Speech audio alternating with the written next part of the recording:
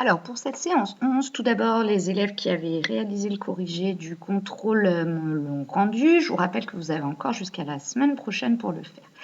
Donc, nous sommes revenus sur l'activité numéro 4. Un objet éclairé peut-il en éclairer un autre? Donc, j'ai demandé aux élèves de se remémorer les expériences que nous avions faites la fois dernière. Ils s'en souvenaient bien. Et puis ensuite, nous avons procédé à la schématisation de cette expérience. Donc, ce genre de schéma, vous devez être capable tout à fait de le faire. Donc, je vous rappelle qu'en physique, en chimie, on ne fait pas des dessins comme en art plastique, on fait des schémas. Donc, pour faire des schémas, on réalise des schémas en coupe, c'est-à-dire comme si on sciait les objets. Donc, vu de dessus, la boîte noire, vous vous rappelez, c'était un cube non fermé d'un côté. Donc, si on le scie en deux horizontalement, vous voyez qu'on a une paroi à gauche, une paroi dans le fond, une paroi derrière et aucune paroi devant. D'accord? Donc, bien entendu, là, vous voyez le schéma totalement terminé, mais nous avons tout d'abord mis une croix à l'intérieur qui modélise l'objet. Donc, nous l'avons légendé. Je vous rappelle qu'une flèche pique exactement ce que l'on montre. Donc, en optique, un objet, on fait juste une croix. Ensuite, sur le côté, nous avions mis une lampe. Donc là, nous l'avons mis à droite. On aurait très bien pu le prendre à gauche. Donc, pareil, on fait une croix et on flèche les lampes.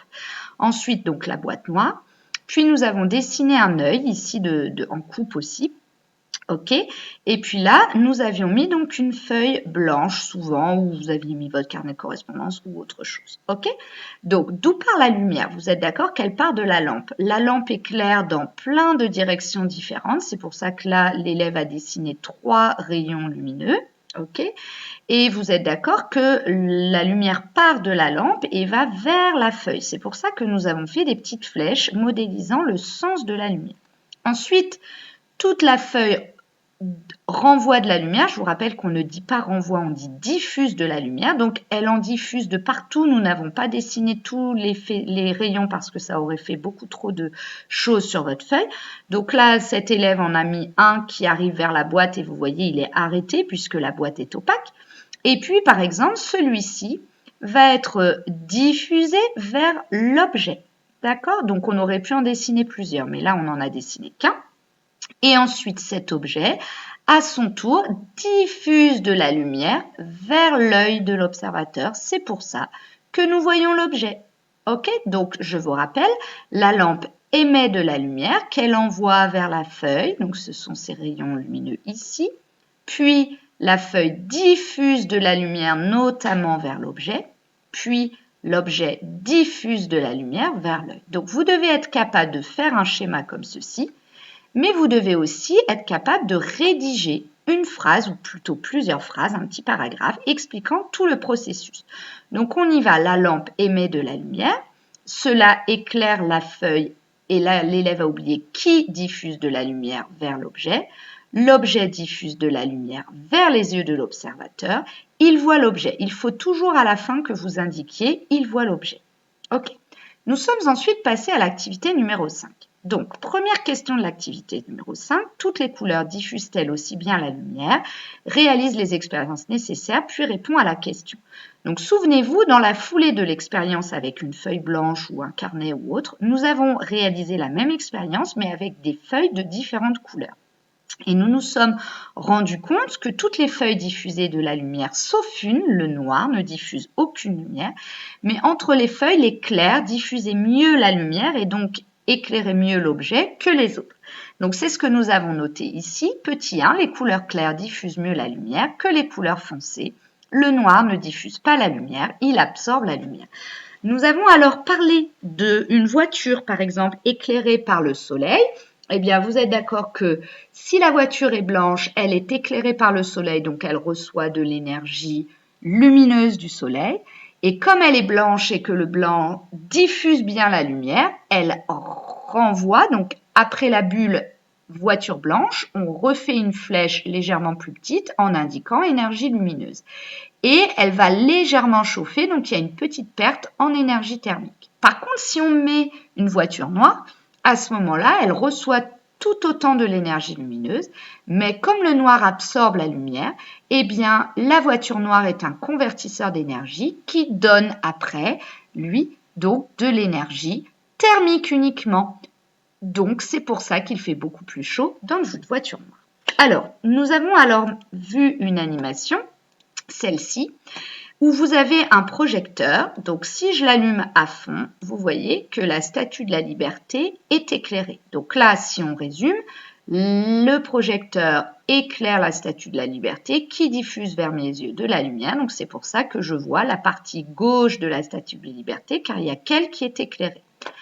Comme chez un photographe, on a ici un parapluie. À quoi ça sert? Eh bien, si vous l'approchez, voilà, vous voyez que à ce moment-là, le projecteur éclaire toujours la Statue de la Liberté sur la moitié, mais éclaire aussi le parapluie qui, lui, va diffuser de la lumière vers la Statue de la Liberté et la Statue de la Liberté tout entière va diffuser de la lumière vers nos yeux. C'est pour ça qu'on la voit complètement éclairée. Ensuite, nous sommes passés à la question 2, peut-on voir sans lumière?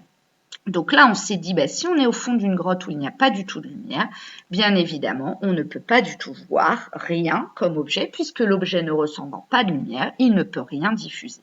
Donc c'est ce que nous avons mis ici, donc je vous laisserai recopier pour les élèves absents. La dernière question, mais au fait, voit-on la lumière? Répond à la question en réalisant des expériences si nécessaire. Nous avons réalisé une expérience virtuelle qui est celle-ci. Donc, vous avez ici un projecteur. Si je l'allume, on voit qu'il éclaire ici la Statue de la Liberté, mais est-ce que l'on voit le trajet de la lumière? On devine que la lumière passe par ici, mais est-ce qu'on la voit, est-ce qu'on voit ce trajet? Pas du tout. Par contre, si on tapote ici une petite brosse sur laquelle il y a de la poudre de craie, qu'est-ce qu'on remarque? On voit que la lumière passe par ici. En fait, ce n'est pas qu'on voit la lumière, mais en réalité, nous voyons tout simplement la petite poudre de craie qui passe par le trajet de la lumière et qui diffuse vers nos yeux de la lumière. C'est pour ça que l'on voit la poudre de craie et donc on devine, cela nous permet de voir par où la lumière est passée. Donc quand vous avez des faisceaux laser ou des choses comme ça, lorsqu'on les voit, c'est parce qu'il y a de la poussière ambiante qui diffuse de la lumière vers nos yeux. De la même manière pour des projecteurs, c'est qu'il y a de la poussière devant ou des moustiques ou de la neige ou des choses comme ceci. Ensuite, nous sommes passés au cours. Donc le cours est à imprimer, sinon vous passez me voir et je vous le donnerai puisque je l'ai donné aux élèves. Donc ici les deux définitions de source primaire et objet diffusant bien sûr à connaître. Ensuite, nous avons, j'ai oublié de vous dire, fait une mini-interro sur source primaire objet diffusant. Sur ce deuxième point aussi, c'est-à-dire que lorsqu'on voit une source primaire, ça veut dire qu'on reçoit dans ses yeux de la lumière provenant de cette source. Pour voir un objet, premièrement, il doit être éclairé et ensuite, il doit diffuser de la lumière vers nos yeux et alors il est visible. Un objet éclairé peut en éclairer un autre, donc il devient un objet diffusant. Les objets blancs ou clairs diffusent mieux la lumière que les objets foncés. Et là, je vous ai rappelé ce qui se passe pour un objet noir. Il reçoit de l'énergie lumineuse et la transforme en énergie thermique.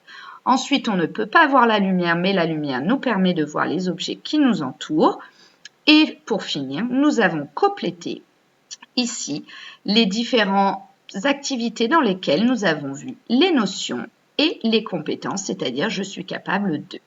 Donc pour la semaine prochaine, nous corrigerons la mini-interro que vos camarades ont réalisée, puis vous aurez un gros contrôle sur ce chapitre. Donc il faut absolument bien connaître le vocabulaire, objet diffusant, source primaire, et surtout être capable de décrire le cheminement de la lumière.